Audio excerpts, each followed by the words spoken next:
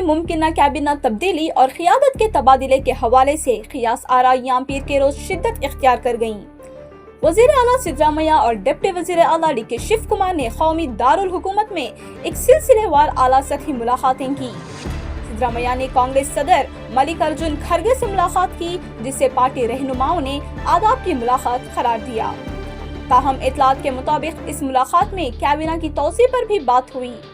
बाद में सिद्धरामैया ने शिव कुमार के साथ वज़ीर आज़म नरेंद्र मोदी से मुलाकात की, जहां इन्होंने गन्ने के काश्तकारों के एहतजाज, अहम आबपाशी मंसूबों और रायचूर में मुतवक्का इंडियन इंस्टीट्यूट ऑफ टेक्नोलॉजी के क़याम के मंसूबे पर बात की। इससे कबल सिद्धरामैया ने कहा था कि वो कैबिना तब्दीली के हवाले से कांग्रेस हाई कमान के फैसले की तामील करेंगे।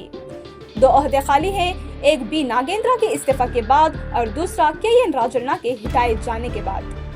पार्टी जराये के मुताबिक अगर कैबिना में तब्दीली की मंजूरी दी जाती है तो ये इशारा होगा कि सिद्धरामैया पूरे मुद्दत के लिए वज़ीर आला रहेंगे, जिससे डिप्टी वज़ीर आला के साथ मुमकिना ताकत की शराकत के तबादले की क़ियास आराइयां कमजोर होगी।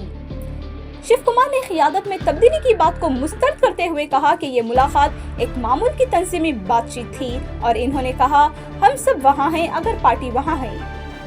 कैबिना तब्दीली की अफवाहों ने कई कांग्रेस एमएलएस को खुलकर वज़ारती ओहदों की ख्वाहिश जाहिर करने पर मजबूर कर दिया। जयानंद काशप्पा नवर ने अपने खानदान के पार्टी के साथ 50 साल ताल्लुक़ को बुनियाद बनाकर एक ओहदे की दरख्वास्त की, जबकि हुबली धारवाड़ ईस्ट के एमएलए प्रसाद अबैया ने मजबूत काबिलियत का दावा किया, जिसमें इनकी इंतखाबी कारकर्दगी और दलित कम्युनिटी के रहनुमाओं को दबाव का उजागर किया।